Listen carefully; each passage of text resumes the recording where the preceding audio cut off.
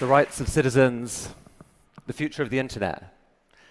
So I'd like to welcome to the TED stage the man behind those revelations, Ed Snowden.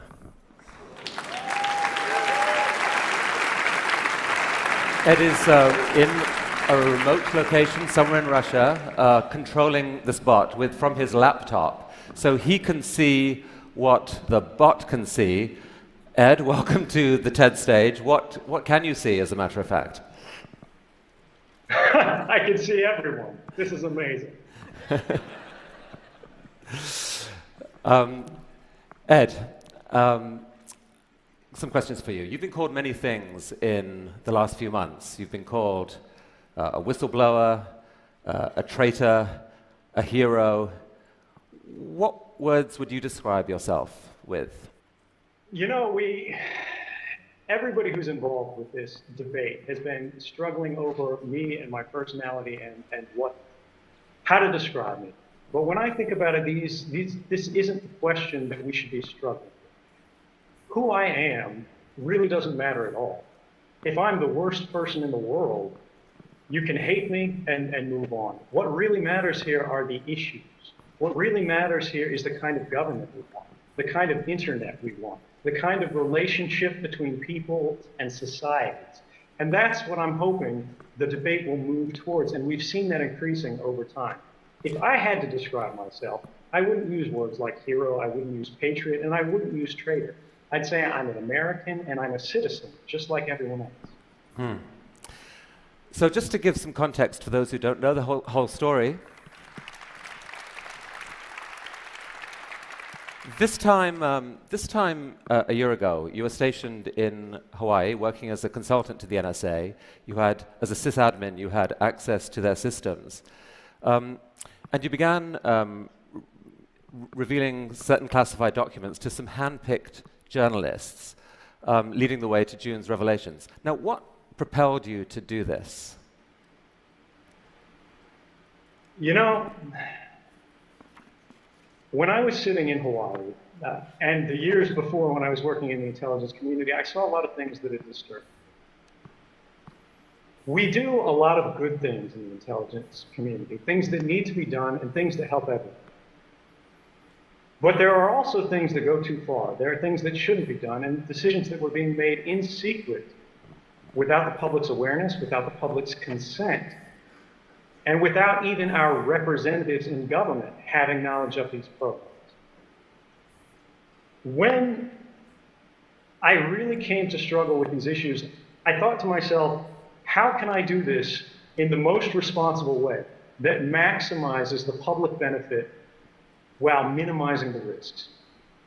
And out of all the solutions that I could come with, out of going to Congress when there was no laws, there were no legal protections for a private employee, a contractor in intelligence like myself, there was a risk that I would be buried along with the information and the public would never find out. But the First Amendment of the United States Constitution guarantees us a free press for a reason. And that's to enable an adversarial press, to challenge the government, but also to work together with the government, to have a dialogue and debate about how we can inform the public about matters of vital importance without putting our national security at risk.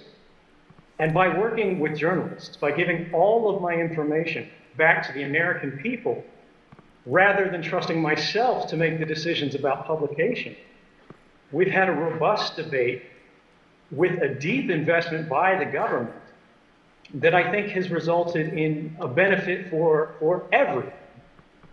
And the risks that have been threatened, the risks that have been played up by the government have never materialized. We've never seen any evidence of even a single instance of specific harm.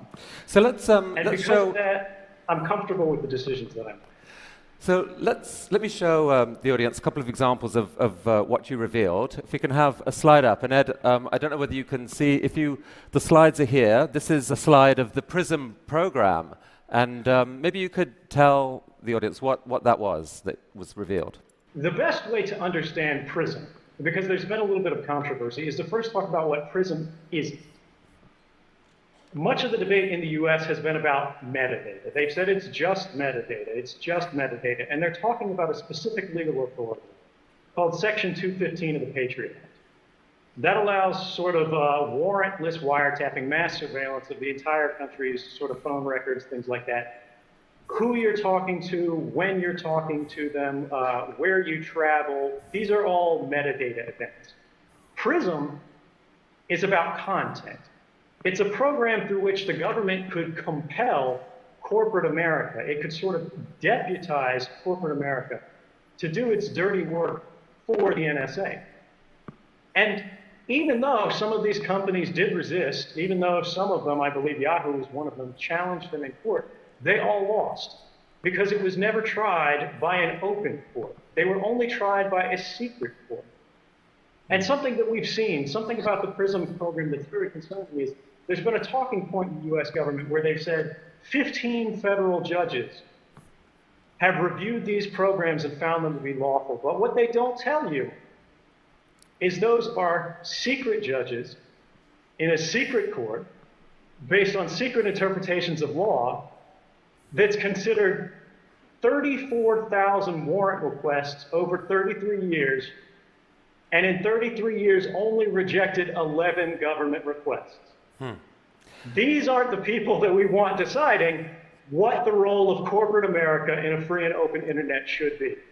Now this slide that we're showing here shows the dates in which different technology companies, internet companies, are alleged to have joined the program and where data collection began from them. Now they have denied collaborating with the NSA. How was that data collected by the NSA? Right, so the NSA's own slides refer to it as direct access.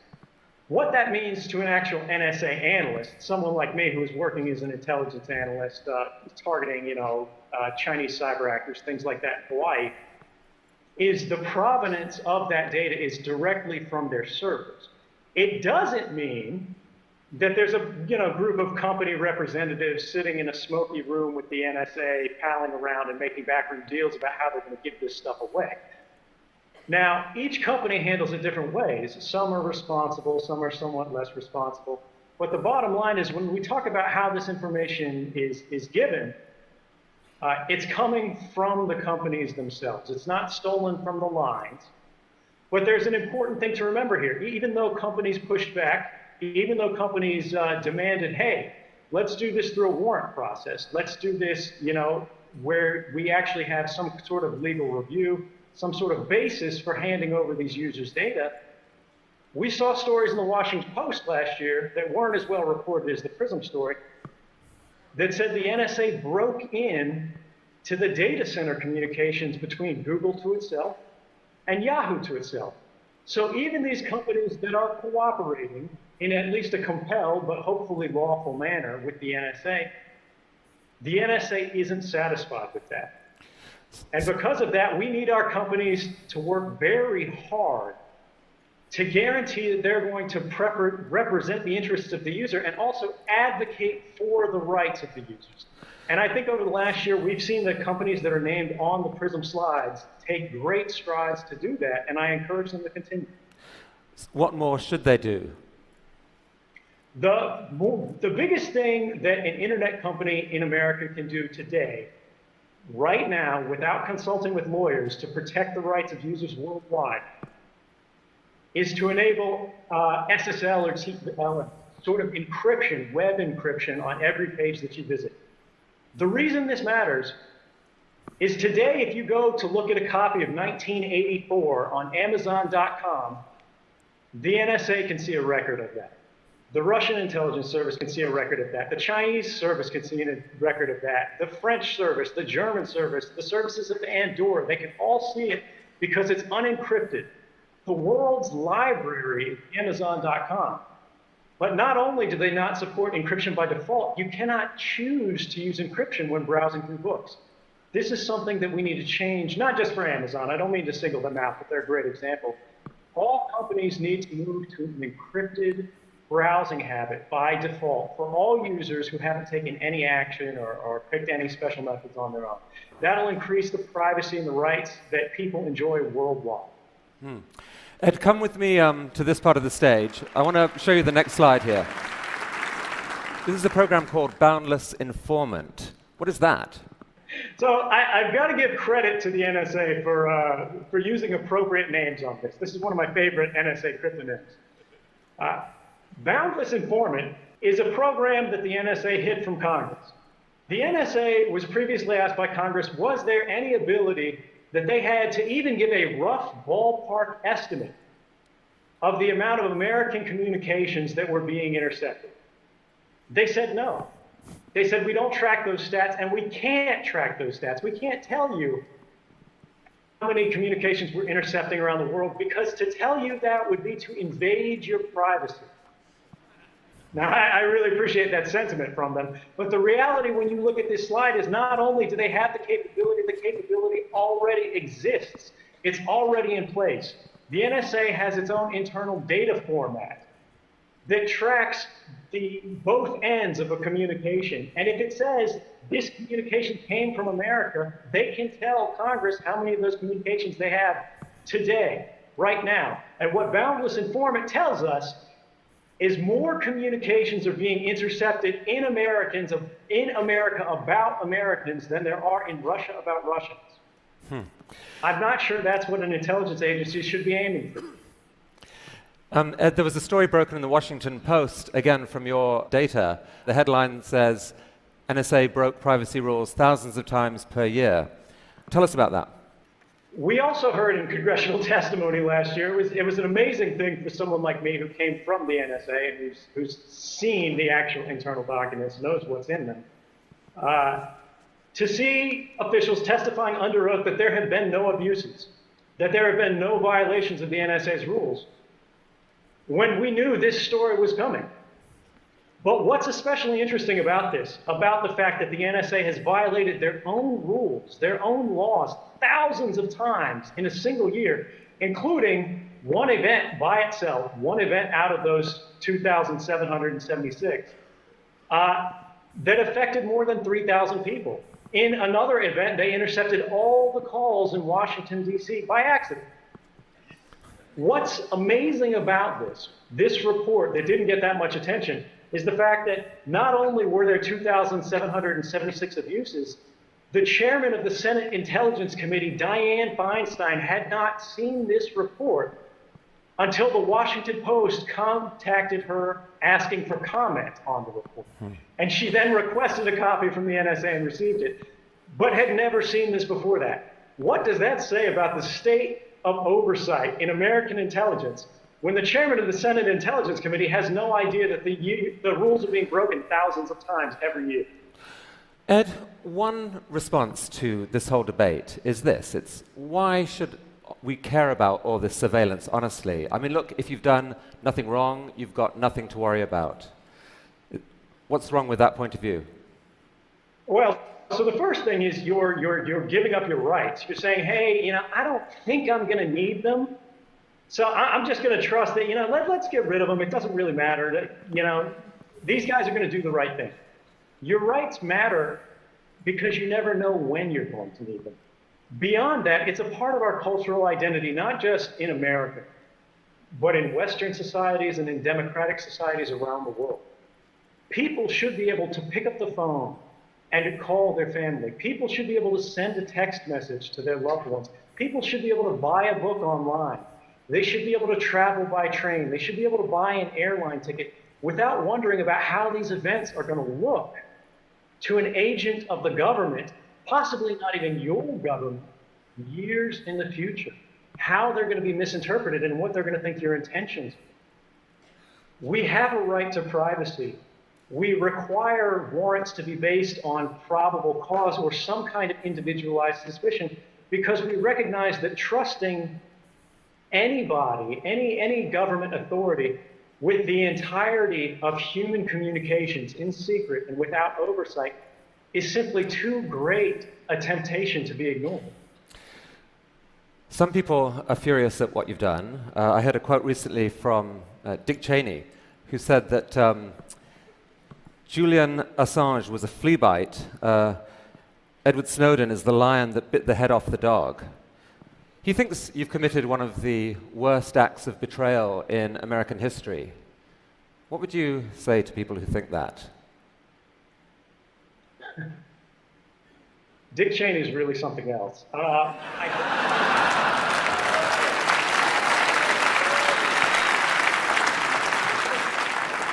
Thank you. I think it's amazing because at the time, Julian Assange was doing some of his greatest work. Dick Cheney was saying he was going to end governments worldwide. The skies were going to ignite and the seas were going to boil off. And now he's saying it's a flea bite. So we should be suspicious about the same sort of overblown claims of damage to national security from these kind of officials. But let's assume that these people really believe this. I would argue that they have kind of a narrow conception of national security. The prerogatives of people like Dick Cheney do not keep the nation safe. The public interest is not always the same as the national interest. Going to war with people who are not our enemy in places that are not a threat doesn't make us safe. And that applies whether it's in Iraq or on the internet. The internet is not the enemy. Our economy is not the enemy.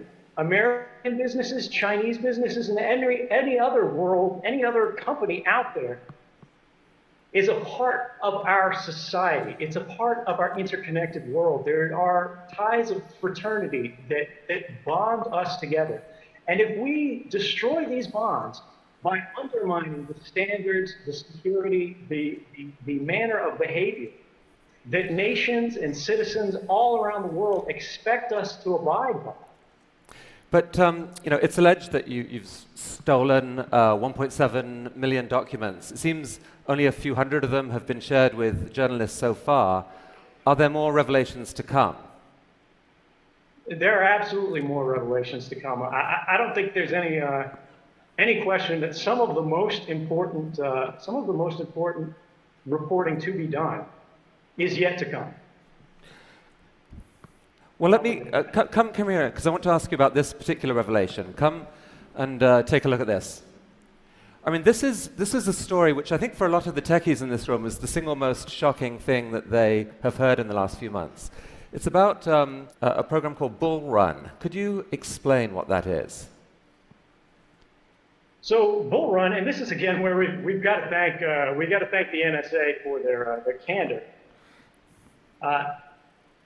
This is a program named after a Civil War battle. The British counterpart is called Edgehill, which is a UK Civil War battle. And the reason that I believe they're named this way is because they target our own infrastructure. They're programs through which the NSA intentionally misleads corporate partners. They tell corporate partners that these are safe standards. They say, hey, we need to work with you to secure your systems. But in reality, they're giving bad advice to these companies that makes them degrade the security of their services. They're building in back doors that not only the NSA can exploit, but anyone else who has time and money to research and find it can then use to let themselves into the world's communications. And this is really dangerous because if we lose a single standard, if we lose the trust of something like SSL, which was specifically targeted by the Bull Run program, we will live in a less safe world overall. We won't be able to access our banks, and we won't be able to access commerce without worrying about people monitoring those communications and subverting them for their own. And do those same decisions also potentially open America up to cyber attack from other sources? Absolutely.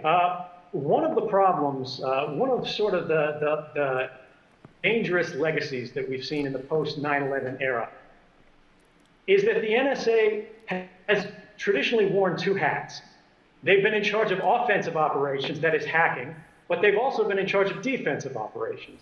And traditionally, they've always prioritized defense over offense, based on the principle that American secrets are simply worth more.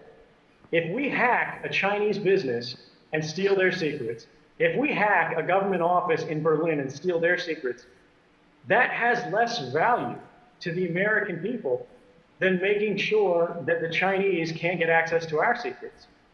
So by reducing the security of our communications, they're not only putting the world at risk, they're putting America at risk in a fundamental way, because intellectual property is the basis, the foundation of our economy. And if we put that at risk through weak security, we're going to be paying for it for years. But they've made a calculation that it was worth doing this as part of America's defense against terrorism. Surely that makes it a price worth paying. Well, when you look at the results of these programs stopping terrorism, you'll see that that's unfounded. And you don't have to take my word for it, because we've had the first open court, the first federal court that's reviewed this outside of sort of the secrecy arrangement, called these programs Orwellian and likely unconstitutional. The Congress, who has access to be briefed on these things and now has the desire to be, has produced bills to reform it. And 2 independent White House panels who reviewed all of the classified evidence said these programs have never stopped a single terrorist attack that was imminent in the United States. So is it really terrorism that we're stopping? Do these programs have any value at all? I say no, and all 3 branches of the American government say no as well. I mean, do you think there's a deeper motivation for them than the war against terrorism? I'm sorry, I couldn't hear you. Say again? Sorry, do you think there's a deeper motivation for them other than the war against terrorism? Yeah, the bottom line is that terrorism has always been what we in the intelligence world would call a cover for action.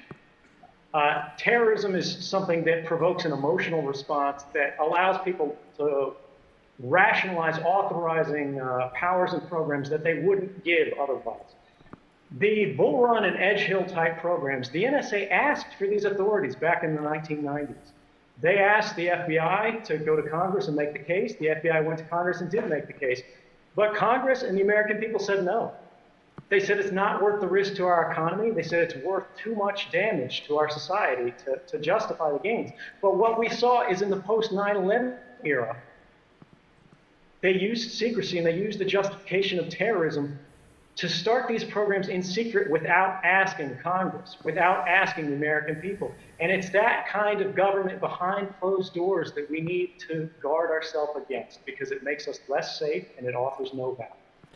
Okay, come with me here for a sec, because I've got a more personal question for you. Speaking of terror, most people would find the situation you're in right now in Russia pretty terrifying.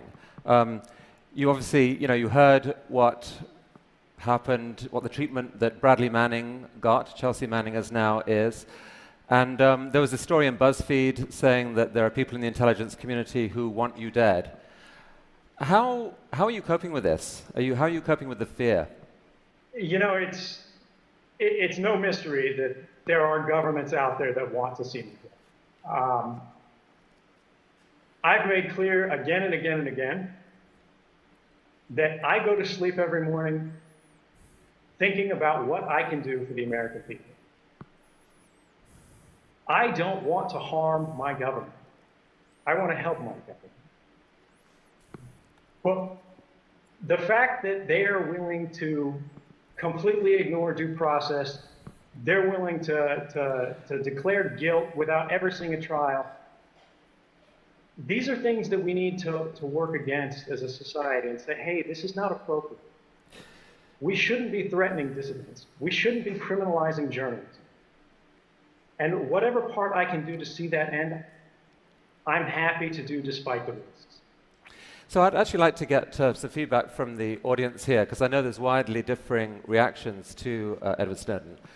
Suppose you had the following 2 choices, right? You could view what he did as fundamentally a reckless act that has endangered America, or you viewed it as fundamentally a heroic act that will work towards America and the world's long-term good.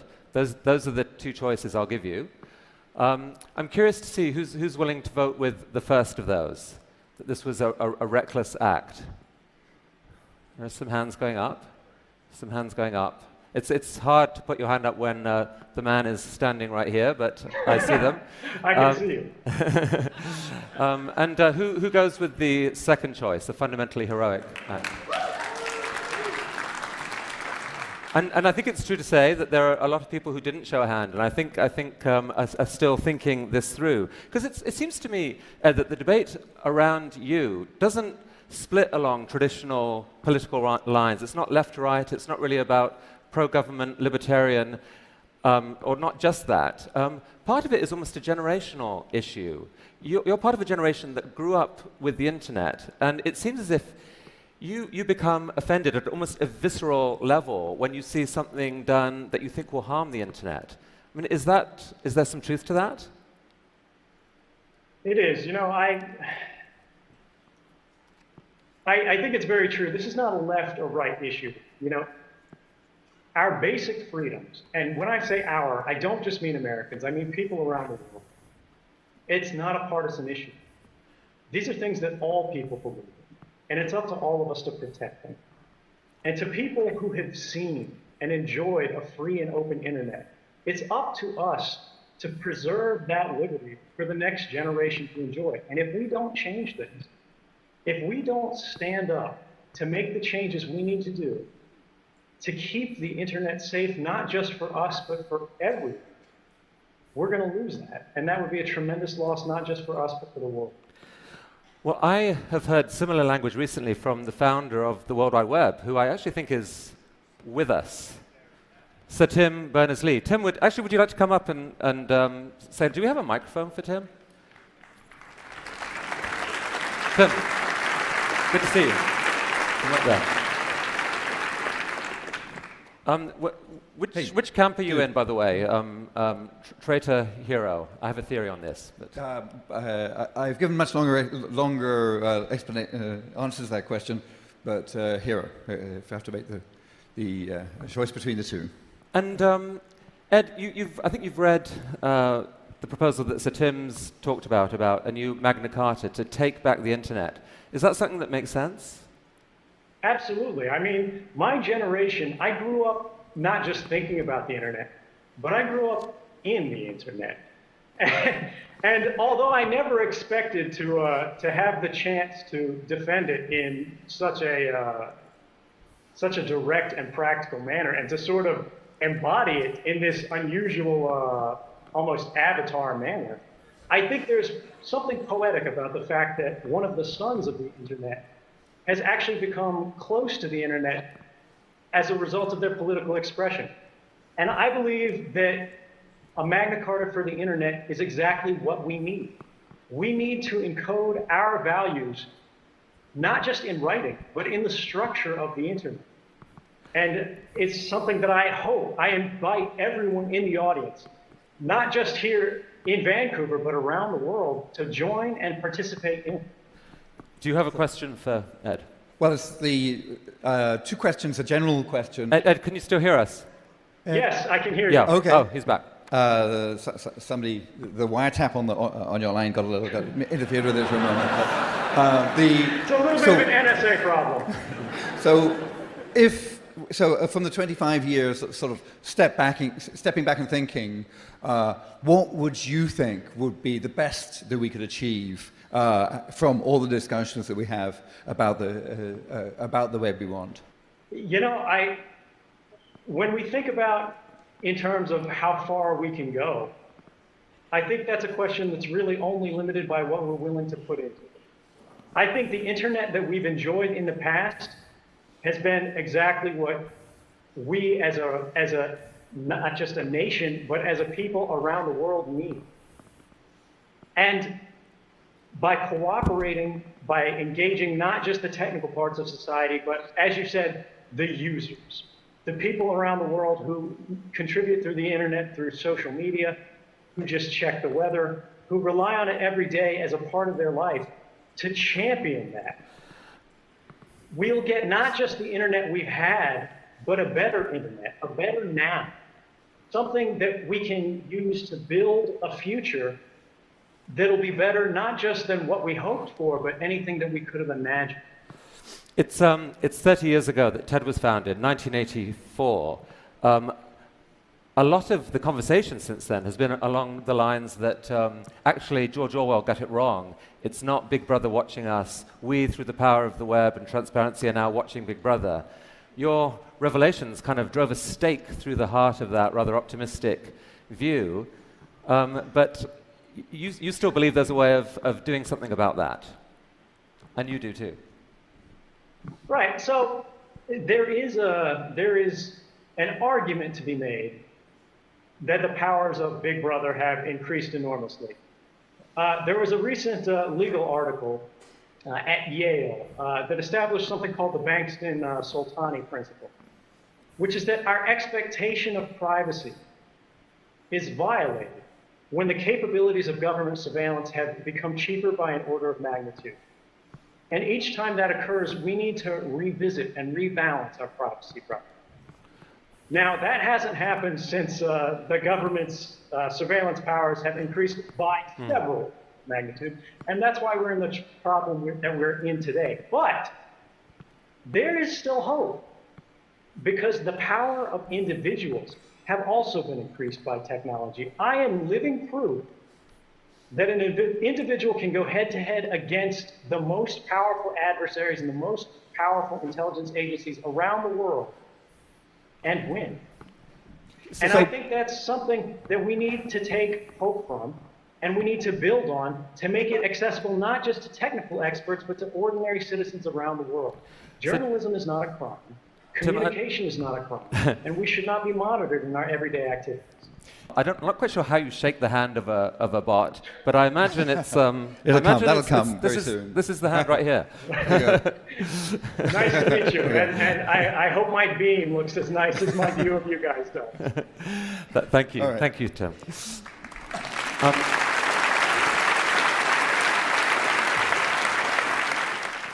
I mean, the New York Times recently called for an amnesty for you. Would you welcome the chance to come back to America? Absolutely. I mean, there's really no question. The principles that have been the foundation of this project have been the public interest and the principles that underlie the journalistic establishment in the United States and around the world. And I think if the press is now saying, we support this, this is something that needed to happen, that's a powerful argument, but it's not the final argument. And I think that's something that the public should decide. But at the same time, the government has hinted that they want some kind of deal, that they want me to sort of compromise the journalists with which I've been working to come back. And I want to make it very clear that I did not do this to be safe. I did this to do what was right. And I'm not going to stop my work in the public interest just to benefit myself. Well, in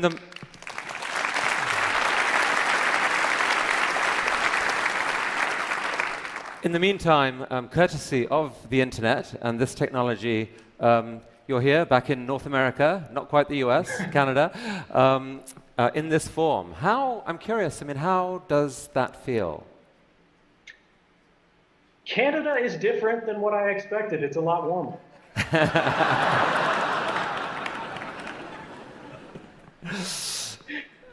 The mission is ideas worth spreading. If you could encapsulate it in a single idea, what is your idea worth spreading right now at this moment? I would say the last year has been a reminder that democracy may die behind closed doors, but we as individuals are born behind those same closed doors. And we don't have to give up our privacy to have good government. We don't have to give up our liberty to have security. And I think by working together, we can have both open government and private lives. And I look forward to working with everyone around the world to seeing that happen. Thank you very much. Ed, thank you.